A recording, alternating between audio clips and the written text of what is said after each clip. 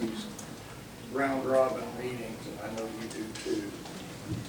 Well, so Randy Rankin began last night with the challenges facing the church, and his challenge, the one he chose was spiritual warfare. My choice tonight of challenges that are facing the church is the challenge of holiness. Does that ring a bell with anybody? What would that mean? The challenge of holiness.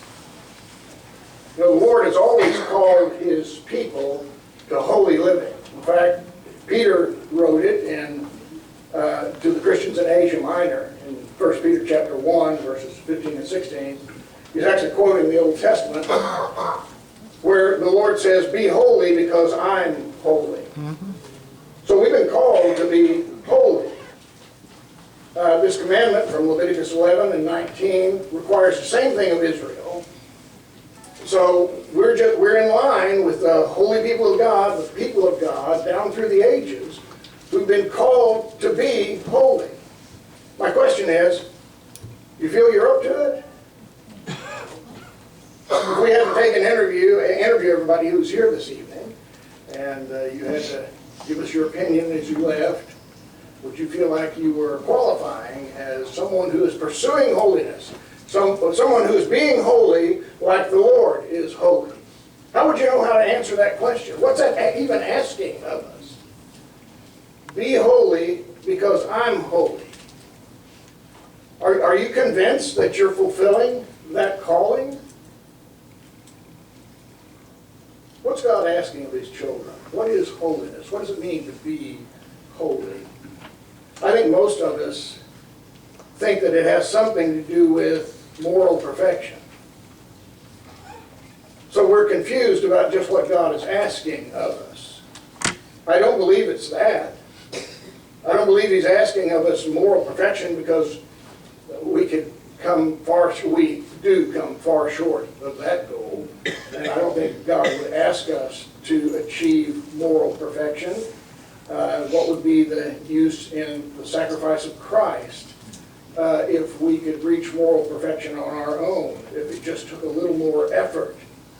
Let me shed some light on this concept of holiness so that we are better able to understand the requirements that are being put on us and to meet those requirements. As it turns out, the root definition of the word holy, or hagios in the Greek, actually means to be different, to be set apart. If you wanted to get to its primary definition, that's the definition for holy. To be different, to be set apart from a larger group. Now, most of you might have already known that, but maybe we haven't thought through that as well as we should. I don't know about you, but I've lived some 70 years on this earth, and I've seen some things that easily qualify as different, that set people apart and make them different. One of the most obvious, for instance, one of the most obvious things I've run into over the years has been hairstyles. Right? Hairstyles come and go. They change over a lifetime. You know, when I was young, people grew their hair out really long to be different. Right? It was a short crew cut kind of thing that was going on before that, and so somebody wanted to be different, they grew their hair out really long. Well, that eventually ran its course, and people, young men, had to find out some way to be different in another way. So how do they become different? Well, they followed the Boz. Now, we're in Oklahoma, so you know what the Boz is. Brian Bosworth, you remember the haircuts he used to bring? Football, he had his hair cut in all these different shapes and tinted in various fades, various colors. That's what it took to be different for him. Things have changed since then, right? Things have changed a lot, and you can tell the issue is being different. These people want to be different. So if that's what being different is, if that's how you achieve being different, what What's the Lord requiring of us? Different hairstyle? Well, I don't think so. What is the Lord requiring of us that we might be holy or different?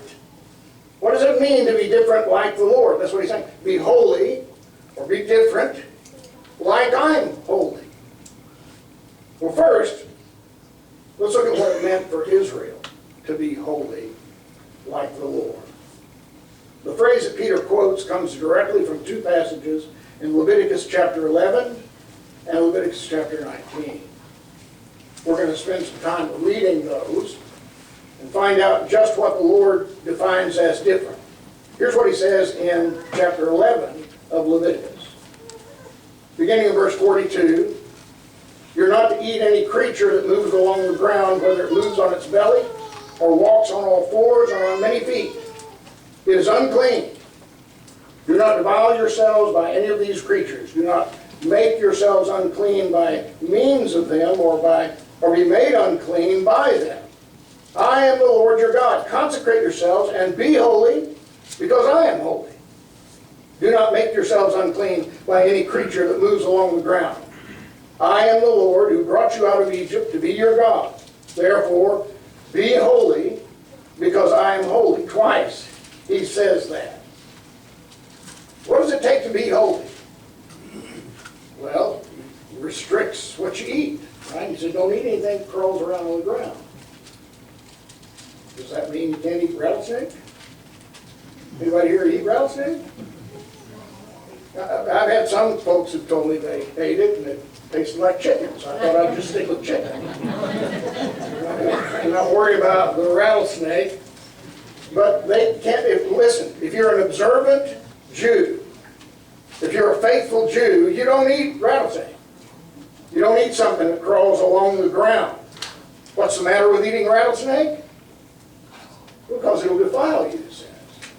It'll make you unclean according to the Lord. Right? The Lord determines this, and he says, look, if you eat that, it will make you unclean. Where other cultures can do this, other cultures can cook up their rattlesnake or whatever other thing that moves along the ground and eat it. Israel doesn't have that opportunity. They're told not to do that. And so they're different. They're different because to follow the covenant, to follow the requirements of the covenant, means they can't eat that kind of food. The distinction becomes clearer in chapter 19, where we find, "Be holy because I'm holy." Here's what the Lord writes in chapter 19, beginning of verse 1. The Lord said to Moses, "Speak to the entire assembly of Israel and say to them, be holy because I, the Lord your God, am holy. Each of you must respect your mother and father, and you must observe my Sabbaths. I am the Lord your God. Do not turn to idols or make metal gods for yourselves. I am the Lord your God. When you sacrifice a fellowship offering to the Lord, sacrifice it in such a way that it will be accepted on your behalf. It shall be eaten on the third day. It shall be eaten on the day you sacrifice it, or on the next day. Anything left over until the third day must be burned up. If any of it is eaten on the third day, it is impure and will not be accepted. Whoever eats it will be held responsible because they have desecrated what is holy to the Lord. They must be cut off from their people. When you reap the harvest of your land, do not reap the very edges of the field or gather the gleanings of your harvest. Do not go over your vineyard a second time or pick up the grapes that have fallen. Leave them for the poor and the foreigner. I'm the Lord your God. Do not steal. Do not lie. Do not deceive one another. Do not swear falsely by my name and so profane the name of your God. I am the Lord. Do not defraud or rob your neighbor. Do not hold back the wages of a hired worker overnight. Do not curse the deaf or put a stumbling block in front of the blind. But fear your God. I am the Lord. Do not pervert justice. Do not show partiality to the poor or favoritism to the great, but judge your neighbor fairly. Do not go about spreading slander among your people. Do not do anything that endangers your neighbor's life. I am the Lord. Do not hate a fellow Israelite in your heart. Rebuke your neighbor frankly, so you will not share in their guilt. Do not seek revenge or bear a grudge against anyone among your people, but love your neighbor as yourself. There's a passage we all know. I am the Lord. Keep my decrees. Do not make different kinds of animals. Do not plant your field with two kinds of seed. Do not wear clothing woven of two kinds of material. The commands that the Lord gave Israel at Sinai, it turns out, the very things that were repeated in those commands, made Israel different. It set the Jews apart. While other cultures could, for example, disrespect their parents, not so God's people. They can't call their parents fuddy-duddies or, you're behind the times. You guys need to catch up. Right? I don't listen to my mom and dad. They don't know what's going on today. Right? You can't disrespect. Some cultures do. Some cultures encourage that attitude toward the elderly. But not so among God's people. He restricts that. You can't be like the other cultures. While other cultures may create their own calendar, he says you've got to observe my Sabbaths. That's not true for the Israelites. It was interesting, after the French Revolution, they decided they would rewrite the calendar. And they tried to do away with any holy days or even days that were written around what at that time was understood to be the Christian calendar. Things that might have something to do with celebrating Christ or celebrating religion. They did away with it. They decided they would change all of that, and they did, but it didn't work. Everything fell apart as a result of this change they made. When they tried to write their own calendar, they couldn't come up with one. They couldn't come up with a calendar that would fit everybody or suit everybody. And so you can't write your own calendar in Israel. You're told that. You need to observe the day that the Lord has set aside to be remembered. To rest on that day. You need to show Him respect by doing so. Other cultures may not show that kind of respect to the Lord. They may write their own calendar, but we're not going to do it in Israel. You also can't decide how you're going to worship God. You can't create your own, not only can you not create your own calendar, you can't create your own gods or idols. Generally, you create your own idol that's going to serve you and your interests. It's not what God might be interested in. It's not what might please God. It's what's going to please you. In Israel, God commands man, not the other way around. But in their day and in ours today as well, it seems that human beings make the rules, and God has to follow our rules. We decide what's right and wrong, and we have to listen to ourselves rather than to God. This is what sets Israel apart. They were told they couldn't do that. They had to show respect for God's rules. Their culture decides what meat is outdated, not Israel. Other cultures may determine what's acceptable sacrifice, not Israel. Other people may squeeze the last little bit of profit out of their harvest, not Israel. They've got to make provision for the poor and the foreigner, be concerned about the poor and the foreigner. Other cultures may admire the thief, the liar, those who take advantage of the deprived and vulnerable. I've read this passage many times, and I can't imagine somebody wanting to trip a blind person or, insult someone who can't hear. And yet, that's what some people today would call humor, is using this person's vulnerability as a way of laughing at them. Israel was told, you can't do that. Other cultures may do that. You can't do that. Other cultures may believe in holding a grudge or seeking revenge, but not Israel. They're different. They're holy to the Lord. In fact, understanding holiness is what makes the difference for Israel. So, What does it mean for Israel to be holy? Well, if you were going to sum it up, you'd have to say this. Israel can be and will be holy if they keep the covenant they have with God. If they show respect for God and His covenant, then they'll be holy. They'll be set aside. What makes them different? It's the terms of the covenant that make them different. They're set apart. They're different because they obey the covenant. Again, they're not making up the rules for themselves.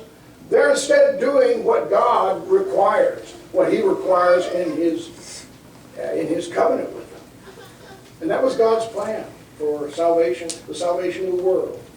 Started early on when He called one family, Abraham and his descendants, through whom He would reveal Himself by His interaction with them, and through whom He would reveal the requirements of His covenant.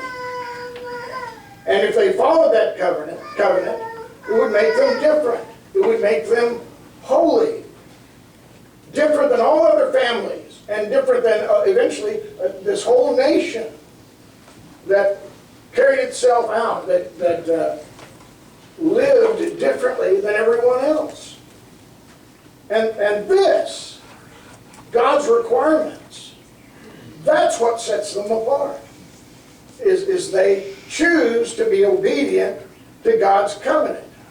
Moses, or actually it was the Lord saying it through him, was afraid they might misunderstand and misconstrue this calling. So He warns them in Deuteronomy 7 and Deuteronomy 9 not to misunderstand what's going on here. He tells them, yes, I took you into the land. Yes, you're going to defeat people that are bigger, stronger than you are. But don't get to thinking that it's because you're so big and tough and you had everything right, because you aren't. In fact, at one point He calls them a stiff-necked people. I'm not running these people out of this land because you're so great. I'm running them out of the land because of their sin. It has nothing to do with who you are. It has to do with who God is. You are loved by God. And this is how God shows His love, is by rescuing you, by setting you apart, by blessing you. God has done this for His people because He loves them. So to be holy means to be faithful to the covenant, to be different by obeying the terms of the covenant. Their presence, Israel's presence in the world, the way their society was organized, the way they went about their business, the way they were called to treat each other was different. It was different than the rest of the world. It stood out and made them different if they followed the covenant. For instance, the way they worshiped. There were animal sacrifices elsewhere in the ancient world, but Israel had different motives than those other ancient cultures. They were seeking to be reconciled to God, to make atonement for their sins. They had to do it the way God asked. They had to show respect, and if they did, if they followed His covenant, here they were going to be a living example of who God is and His character and what was important to them. If they arranged their society in the way that God asked them to, then you could see in them and in their wisdom just the character of God. When they followed His covenant, when they did what He asked them to do, you could see who God was and what humanity's relationship was to God. They stood out from everyone else in the world because they became a way of God communicating to the rest of the world. This is who I am. Look at these people. Well, they're not perfect, but when they keep the covenant, they demonstrate who I am and what's important to me. I hope you can see that God's people today, the body of Christ, the Church of Jesus Christ, has the same calling. We have the same assignment. As Peter said, be holy because I'm holy. This is a call not for us to be more numerous or more righteous than everyone else, but to be faithful. to be faithful to the covenant. That's what he's called us to. And that's what we're after. We too are holy. We're set apart, just like Israel was. Just like Israel and their temple sacrifices and the way they conducted their worship demonstrated how humanity was, had to be reconciled to God, how they were right now separated from Him. That was the whole picture in the temple, right? The temple has the centerpiece where only the high priest can go, and then the priests after that, and then the men, and then after that the women, and then the Gentiles. And it's just showing the distance that people are from God and what it takes to gather in His presence. What does it take? It takes obedience to the covenant. You can come into His presence, but only in the way that He has prescribed. Well, we're still operating that way today. In fact, Israel is, or the church is called the temple of God, right? You no doubt knew that. 1 Peter chapter 2, as you come to Him, the living stone, rejected by men but chosen by God and precious to Him, you also, like living stones, are being built into a spiritual house to be a holy priesthood, offering spiritual sacrifices, acceptable to God through Jesus Christ. For in Scripture it says, "See, I lay a stone in Zion, a chosen and precious cornerstone, and the one who trusts in Him will never be put to shame." Now to those who believe, rather, this stone is precious. To those who do not believe, the stone the builders rejected has become the capstone, and a stone that causes men to stumble, and a rock that makes them fall. They stumble because they disobey the message, which is also what they were destined for. But you are a chosen people, a royal priesthood, a holy nation, a people belonging to God, that you may declare the praises of Him who called you out of darkness into His wonderful light. They're all my favorite verses in the Bible, but that's right up there at the top. You are a chosen people. You've been set aside. You're a holy nation, different than the nation you live in. I know we're called to respect our leaders in the land and to respect where we live. And Israel was even told to pray for their captors when they were in Babylon, to pray for their success, because it would mean that Israel would succeed also. But we're different than the nation that surrounds us. We're a holy nation. We've been set apart. We are different. What makes us different? The covenant. That's what makes us different. It's our goal. It's our effort to put the covenant into practice in our lives so that others can see God being demonstrated in the way that we live. Why do you do that? It's what our Lord requires. Why do you take the Lord's Supper every first day of the week? It's what the Lord requires. Why do you choose to worship in the way that you do? It's what pleases God. We don't do what pleases us, we do what pleases Him. It sets us apart, makes us different, holy. We're holy to the Lord in that way. This context in which Peter quotes Leviticus 11 and 19 reads this way, beginning in chapter 1 and verse 13. Therefore, prepare your minds for action. Be self-controlled. Set your hope fully on the grace to be given you when Jesus Christ is revealed. As obedient children, do not conform to the evil desires you had when you lived in ignorance, but just as He who called you is holy, so be holy in all you do. For it is written, be holy, because I am holy. Okay, if you got the New King James or maybe some other version, verse 13 starts off a little differently than it does in the NIV and the New American Standard. They both say, make your mind alert or prepare your minds for action. It actually reads this way, gird up the loins of your mind. Okay, you know what that is. When you gird up the loins of your mind, what you're doing is you're wrapping everything up, getting ready to move out. And so you're going to pull the folds of your garment in and make sure you're ready to move on. You're going to do that by girding up your loins. Well, this says gird up the loins of your mind. How would you do that? Well, you focus, right? Concentrate. Get your focus on one thing or on several things. But restrict your concentration to these few things. And what are they? He says, be sober. That's the first one. Be different than the world around you by being sober. Prepare, and then he tells us, rest your hope fully upon the grace that is to be brought to you at the revelation of Jesus Christ.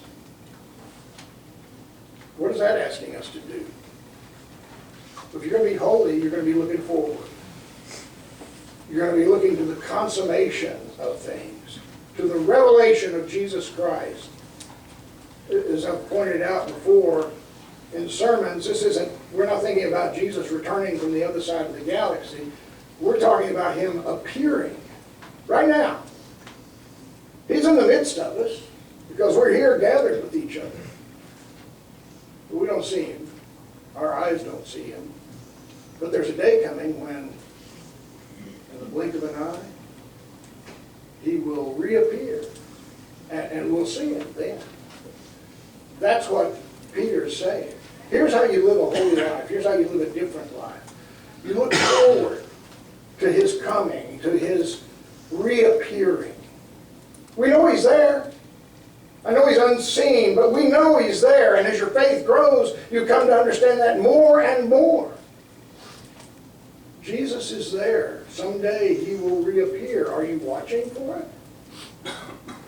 That's what it means to be holy. Some people live their lives without giving God a second thought, especially Jesus a second thought. Right? What do they have to do with Jesus, and what does Jesus have to do with them? No, they go on with their lives and live their whole lives without ever giving him a second thought, but not us. We're Jesus' people. We're God's people. We're holy because we're focused on his return. We know he's coming. And not only that, he says, rest your hope fully on the grace to be brought to you in the revelation of Jesus Christ. What are we resting on? Grace. Hope fully on grace. Not your perfection, not your numbers, not your strength, not even our ability to keep the covenant perfectly, but grace. As obedient children, look forward to the grace that's going to be given to us on that day. If the truth be told, we don't like to be different. We stick out like a sore thumb and we're not real comfortable with it. If we're going to be God's people, we've got to be different. Mm-hmm. We've got to be different in the way that the covenant requires, asks of us. There are things that set us apart from the world around us. And this is why I bring this up in the context of a challenge to the church. Here are the challenges that the church is facing. Is our call to be holy, to be different than the world around us. Yes, it'll involve spiritual battles, as Randy told us last night. We'll have to fight it out to get there, but that's what we want to do. We want to be different than the rest of the world, not for the sake of being different, but for the sake of following the covenant and giving God the respect that he's due. I don't know if you've committed yourself to that or not. If you made the decision to be holy in the way that God is holy, to let him set you apart. Have you been putting all the, is that what consumes your inclinations, your attention, or the things that make us holy? If you want to redouble your efforts tonight, if you want to return to a place where you had focused on the Lord and you've strayed away from that, you want to move back to that tonight. You want to rededicate yourself to holiness. Again, not perfection, but being different the way the Lord asks of us.